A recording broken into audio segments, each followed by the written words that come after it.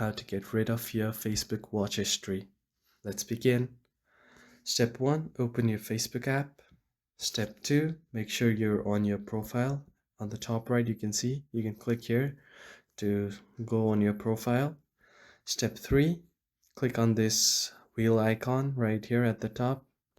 Once you click on it, your settings will open and you scroll down until you find activity log. Once you find activity log, you can see here are many options on the blue text here. You can scroll it sideways until you find videos watched. You click on the videos watched and this will open up all of the videos that you have watched and all of your history. In order to delete a specific video that you've watched, you click on this three dot at the very right and then delete.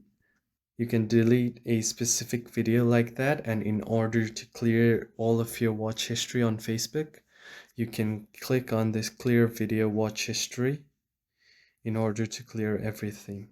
And that is how you can easily get rid of your Facebook watch history. Thank you for watching.